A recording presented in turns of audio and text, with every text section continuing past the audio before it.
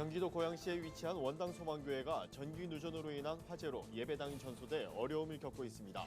성도들은 당장 예배드릴 처소가 없어 도움이 절실한 상황입니다. 기독교 대한성결교회가 개최한 제113년차 성결인 대회에서 116명의 예비 목회자들이 목사 안수를 받고 목회자로서 소명을 되새겼습니다. 코로나19 장기화로 청년들의 취업이 더욱 어려워진 가운데 취약계층 청년들을 돕기 위한 지원센터가 개소됐습니다. 6.25 전쟁 70년 기념 예배가 한국교회 모든 성도들이 함께 예배할 수 있도록 온라인에서 진행됩니다. 안녕하십니까. 구티비 뉴스입니다. 코로나19로 작은 교회들의 어려움이 계속되는 가운데 화재로 예배당이 전소된 교회의 사연이 전해져 안타까움을 주고 있습니다. 경기도 고양시에 위치한 원당 소망교회인데요. 예배 처소를 마련하는 것이 쉽지 않아 도움이 절실한 상황입니다. 하나은 기자가 현장을 취재했습니다. 원당 소망교회 예배당 모습입니다.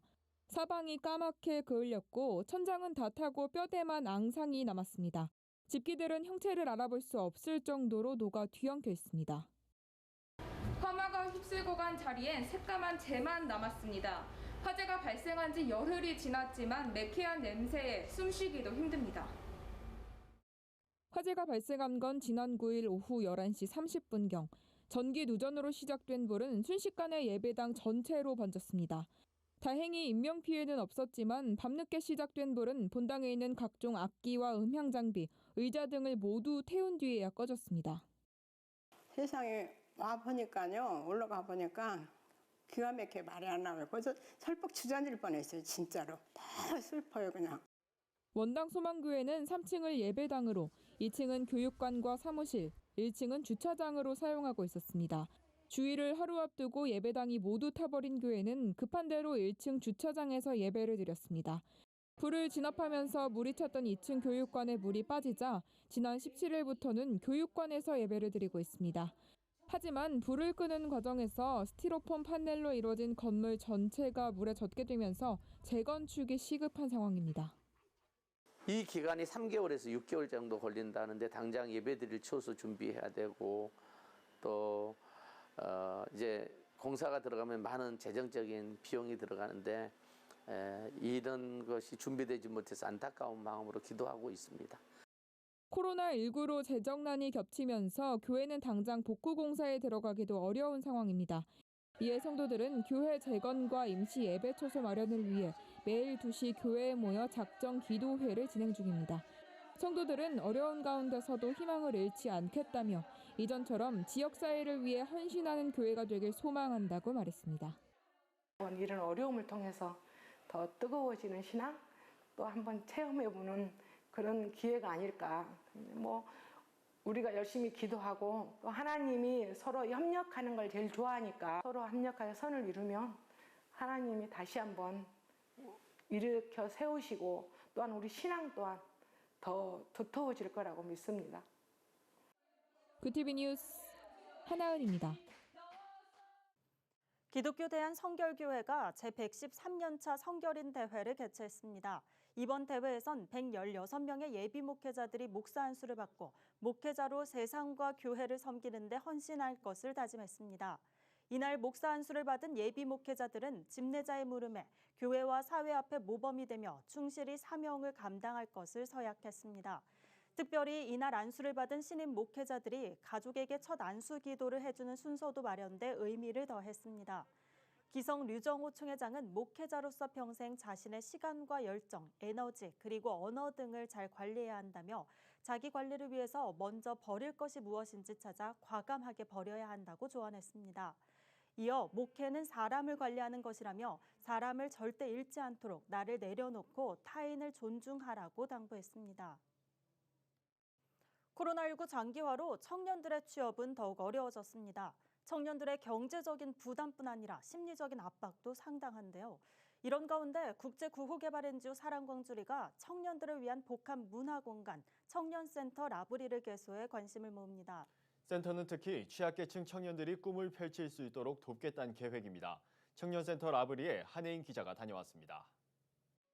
청년들을 위한 복합 문화공간 청년센터 라브리가 서울 노량진에 문을 열었습니다. 국제구호개발NGO 사랑광주리가 진행하는 청년센터 라브리 사역은 높은 실업률과 취업난에 코로나 사태까지 겹쳐 어려움을 겪고 있는 청년들을 지원하기 위해 시작됐습니다. 라브리는 불어로 피난처란 뜻입니다. 힘든 청년들이 편하게 찾아와 쉼을 얻고 비전을 찾아가길 바란다는 의미가 담겼습니다. 너무 어려운 시기이긴 하지만 아무리 어려워도 여러분들은 하나님 피난처라고 생각하시고 끝까지 믿음의 눈을 놓치지 말기를 바랍니다. 청년센터 라브리는 취업준비생과 공무원 시험 준비생을 비롯해 경제적이나 정서적 이유로 어려움을 겪고 있는 취약계층 청년들을 위한 다각적 지원에 나설 계획입니다. 단순히 공간을 제공하는 수준을 넘어 진로와 취업 컨설팅 지원, 심리 상담, 무료 급식 사역, 청년 예술인 양성 사업 등 다양한 프로그램이 무료로 진행됩니다. 지금 어려운 시간을 보내고 있는 청년들이 마음 편히 이곳에 와서 공부할 수 있고 재충전을 해서 대한민국을 이끌어갈 차세대 리더들로 성장해 나가길 바라는 그런 비전을 가지고 있습니다. 하나금융그룹도 이 같은 청년 지원 사업에 공감해 1억 원을 전달하는 등 센터를 적극 지원하겠다는 뜻을 밝혔습니다. 청년센터 라브리는 평일 오전 9시부터 오후 9시까지, 토요일 오전 9시부터 오후 6시까지 운영됩니다. 토요일 저녁부터 일요일 저녁까지는 문화공간으로 활용될 예정입니다. 구TV 뉴스 한혜인입니다. 6.25 전쟁 70년을 맞아 하나님의 은혜에 감사하고 호국 영령을 추모하는 기념 예배가 마련됐습니다. 이번 예배는 묵상을 시작으로 범죄와 심판, 구원과 감사 등 5가지 테마로 구성되며 지난해 3.1절 100주년 기념 예배를 기획한 강남제일교회 문성모 목사가 주관했습니다.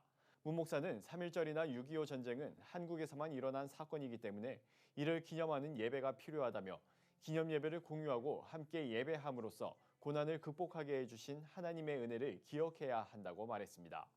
강남제일교회에서는 성도라면 누구나 참여할 수 있게 예배 실황을 홈페이지에 공개할 예정입니다. 예배 순서는 물론이고 피해 상황이나 참전국 등 6.25 관련 자료도 함께 제공합니다.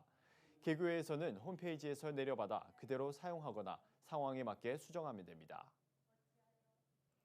세상 속 크리스천들의 다양한 이야기를 만나보는 시간입니다. 오늘은 어떤 소식들이 있는지 김민주 기자가 알려드립니다. 세상 속 크리스천들의 이야기를 만나보는 네포난의 교회입니다. 첫 번째 소식입니다. 백성예대 디자인 미술학부에서 회화를 전공하는 학생들이 청년 작가로의 걸음을 내디뎠습니다. 서초구청에서 진행하는 지역사회와 함께하는 서초구 청년 갤러리 카페 지원 사업에 참여해 선발된 학생들이 자신의 그림을 지역 내 카페에 전시 판매할 수 있게 된 겁니다. 그림을 전시하게 된 10명의 학생들은 5월 18일 또는 7월 13일부터 배정된 카페에서 1인당 3점의 작품을 2개월간 선보입니다. 학생들은 열심히 그린 그림을 더 많은 사람과 공유할 수 있게 돼 보람을 느낀다고 말했습니다. 사람들께 더 많이 제 작품이 많이 보여질 수 있어서 정말 정식으로 작가가 된 것 같습니다. 그 직접 보시는 분들께서도 제가 그림을 그렸을 때 행복했던 그런 순간을 같이 느끼셨으면 좋겠습니다.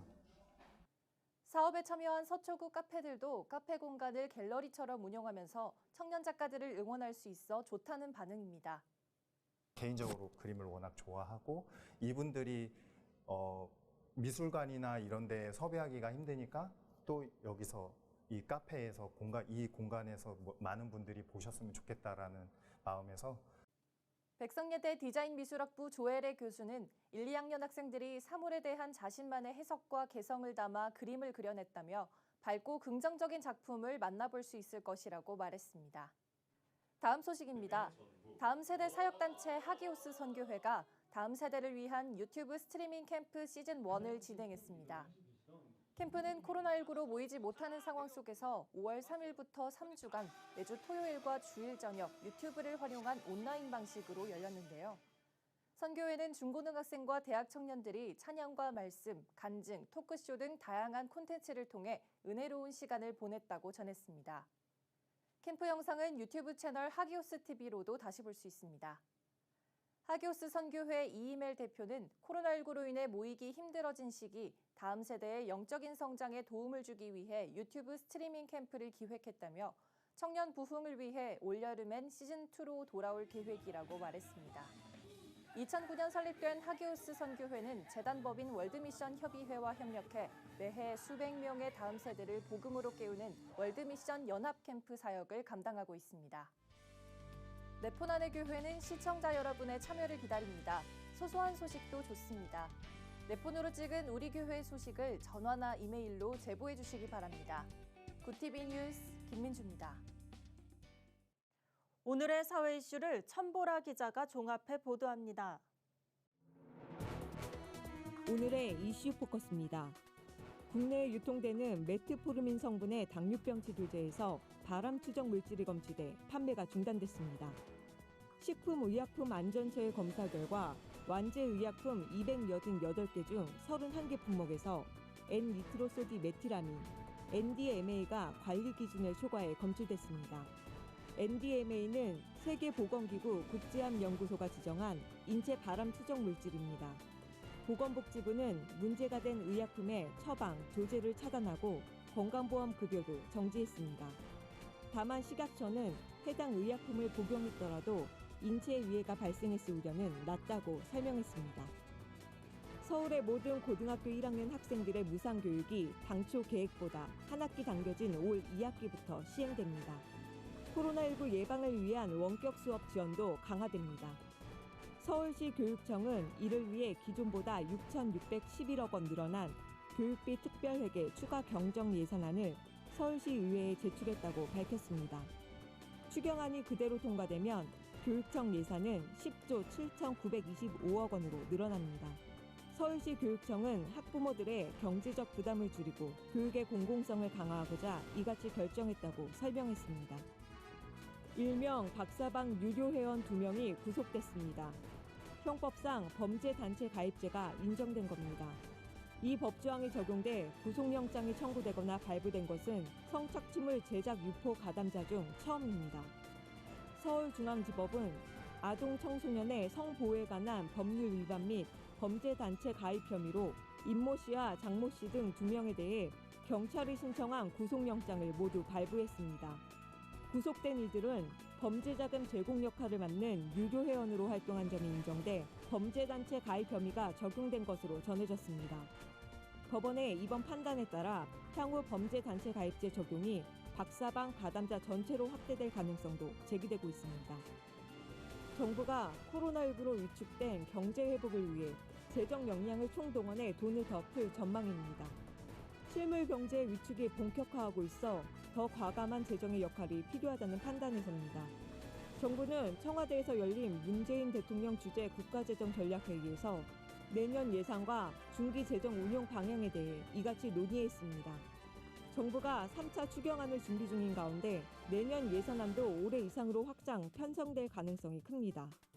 경제 전문가들은 확장적 재정 정책이 불가피하다는 점에 공감하면서도 재정 지출 증가 속도에 우려하고 있습니다. 일본이 한국인에 대한 무비자 입국 제도의 효력 정지를 한 달 연장하기로 했습니다. 아베 신조 일본 총리는 이날 기자회견에서 입국 제한 조치 해제와 관련해 코로나19 일본 내 감염 상황과 상대국의 상황을 보며 단계적으로 해제할 것임을 시사했습니다. 외교부는 일본 정부의 이 같은 결정에 즉각 유감을 표명했습니다. 외교부 당국자는 일본 입국 제한 조치의 조속한 해제를 일본 정부에 지속 촉구해 나갈 것이라며 일본 내 감염 확산 상황 등을 계속 주시하면서 필요시 추가 대책을 취해 나갈 것이라고 말했습니다. 정부가 코로나19 대응을 위해 개발한 다양한 시스템을 패키지 상품으로 만들어 수출하는 방안을 추진합니다. 정부는 현재 남아프리카 공화국이나 콜롬비아, 카자흐스탄 등 국가에 K방역 수출을 타진 중입니다. 국토교통부 등 관계부처들은 K방역 기술을 수출하기 위한 TF를 구성해 본격 가동에 들어갈 계획입니다. K방역은 역학조사 지원 시스템과 자가격리 앱, 마스크 앱 등 코로나19 방역을 위해 개발한 3가지 시스템을 하나로 묶은 통합 브랜드입니다.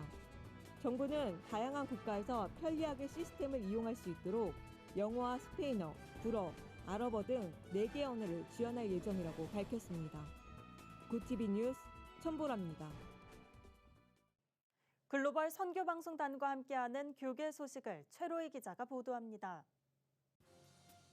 맥성경을 편저한 대전 은포교회 이온 목사가 25일 인천 비전교회에서 성경 맥잡기 세미나를 열었습니다. 3일간 진행되는 세미나에서는 모세오경의 핵심 단어와 구절을 짚어보며 성경의 흐름을 파악했습니다. 이 목사는 비전교회를 시작으로 매월 1회 지역교회를 순방하며 세미나를 개최할 예정입니다. 내달 15일부터 17일에는 서울 강동구 보라성교에서 강연에 나섭니다. 이 목사의 강의는 매주 수요일 저녁 8시 구TV를 통해서도 만나보실 수 있습니다. 이 목사는 성경을 읽어도 이해가 안 돼서 답답했던 분들이 강의를 듣고 성경의 흐름을 정리하는 데 도움이 됐으면 좋겠다고 밝혔습니다. 평화왕국에서 주관하는 제14회 세일의 평화기도회가 내달 5일부터 3주간 전국교회와 단체를 순회하며 진행됩니다. 요단에 들어서라는 주제로 한 이번 기도회는 6.25 전쟁 70년을 맞아 복음 통일과 세계 평화를 위해 기도하게 됩니다. 평화왕국 허문영 대표는 말씀에 순종하여 법궤를 맨 제사장들과 함께 요단강에 들어섰던 여호수아처럼 하나님께서 찾으시는 예배자가 되자며 기독교인들이 함께 모여 한반도 정세와 남북관계 개선을 위해 힘써 기도하는 시간이 되길 바란다고 말했습니다. 코로나19로 생활 속 거리두기가 이어지는 가운데 올해 온라인 장기기증 희망 등록자는 지난해보다 증가한 것으로 나타났습니다. 사랑의 장기기증 운동본부에 따르면 4월까지 온라인 장기기증 희망 등록자 수는 1,961명으로 지난해 3,648명보다 3배가량 늘었습니다. 최근 인기리에 방영된 드라마 슬기로운 의사생활과 낭만닥터 김사부 등 미디어의 장기기증 이야기가 노출된 것이 영향을 미쳤다고 사랑의 장기기증 운동본부는 설명했습니다. 박진탁 이사장은 물리적 거리를 두며 이웃 간 소통이 단절된 시기에 나눔의 의미를 되새기며 장기기증을 약속해 주신 온정에 감동했다며 성도들의 참여가 이어지길 바란다고 밝혔습니다. 기독교윤리 실천운동이 코로나19 시대를 살아가는 슬기로운 소비생활 캠페인을 전개합니다. 이번 캠페인은 기윤실이 2011년 시작한 자발적 불편운동의 하나로 교회와 성도가 조금의 불편을 감수해 더 나은 세상을 만들자는 취지를 담고 있습니다. 개인은 재난소득기부, 택배 과대포장 지양 등을 통해 참여할 수 있고 교회는 필요물품 골목상권에서 소비하기, 교회 공간 절전하기 등이 실천과제로 제시됩니다. 이외에도 이웃과 환경을 위해 할 수 있는 슬기로운 소비를 실천하고 SNS에 공유하는 해시태그 운동도 함께 할 수 있습니다. 구TV 뉴스 최로입니다. 6.25 한국전쟁이 일어난 지 올해로 70년이 됐습니다. 아직도 참전 용사들의 유해 발굴은 진행 중이고 그날의 상처를 생생히 기억하는 이들도 많습니다. 6.25 기념 예배는 그들의 희생을 기억하고 하나님의 은혜에 감사하는 자리입니다. 한국교회 성도들의 많은 참여가 필요한 것 같습니다. 이상으로 뉴스를 마칩니다. 오늘도 함께해 주신 여러분 고맙습니다.